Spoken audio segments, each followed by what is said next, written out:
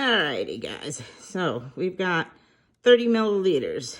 So you should have known, okay, well, there are 1,000 milliliters in 1 liter. So we got to go, here's our 30, and we got to go over 1, 2, 3 zeros. And remember, we're going from a smaller unit to a bigger unit, so the number has to get smaller. So we go 1, 2, 3. And so we put it there, and we have 0.03 liters.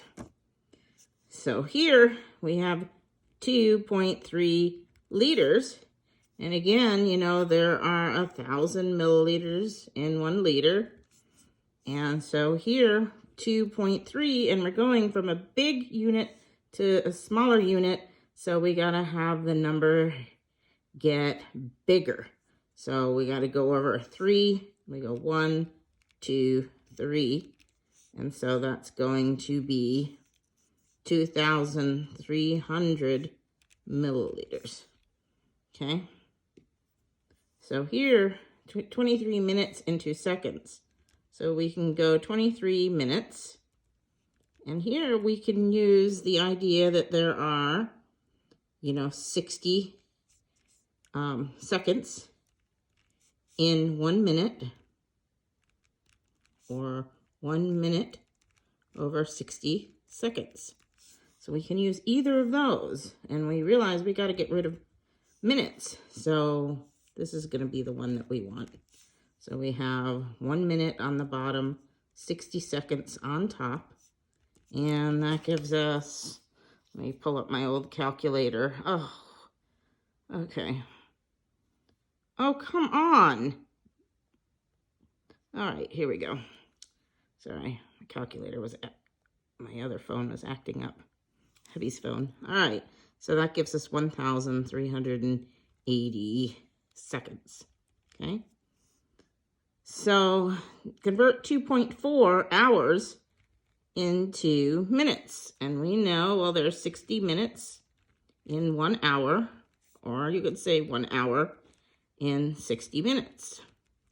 So we know we're trying to get rid of hours, so we want to pick this one that's got hours on the bottom. And we have our 60 minutes on top. And so we then multiply 60 times 2.4, and we have 144 minutes. So that's how we do those. And we got a little bit more complicated things here. We have group A, and it says it has had a 0.3 average, 0.03 milliliters of oxygen per 4 minutes. So it's asking, what would that be per hour? And you know that there are 60 minutes per 1 hour, or 1 hour is 60 minutes. You know, those two are your units. So here we want to get rid of minutes. Here it's a little weird, something you're probably not used to, because minutes is on the bottom, so minutes has to be on the top to cancel out. So we put our 60 minutes on the top, 1 hour on the bottom, minutes cancels, and we have, we have 0.03 times 60, and that's 1.8 milliliters of oxygen per hour, okay? So meanwhile, group B, it says, has 0.05 milliliters of oxygen per 4 minutes. And it said, what would it be per hour? Well, you do the same thing. You multiply it by 60 minutes, 1 hour. Oh, did I forget to divide by 0.4?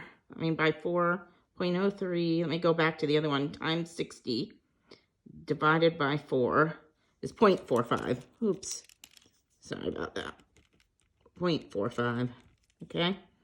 So here with this one, we do what I forgot to do in the first part, 0.05 times 60 divided by 4. And that gives us 0.75 milliliters of oxygen per hour. Okay. So now it says, given group A had 3.2 grams of cricks, so we take the 0.45, okay, milliliters of oxygen per hour, and we divide it by the 3.2 grams of cricks. That's for group A. Group B, we take the 0.75 milliliters of oxygen per hour for their 3.6 grams of cricks. So now we've got to figure out, okay, well, 0.45 divided by 3.2 is 0.14 milliliters of oxygen per hour per gram of crick.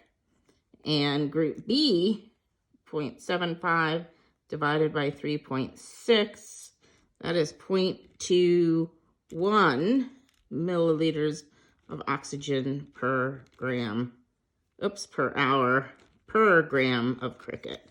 So it says which had the higher respiration rate. It was group B. Okay, I'm just gonna double check my math there. Oh, the stupid phone. 0.75 divided by 3.6. Just to make sure, yep. Okay, didn't trust myself there. So that was the one that had the higher respiration rate of the two. You know, yes, it had the higher for this, but it might have been lower considering the gram of crickets. You just never know, okay? Until you basically get the same amount, you know, same amount of time per group, and then compare after you're dividing by the amount of crickets. All right, so that's that.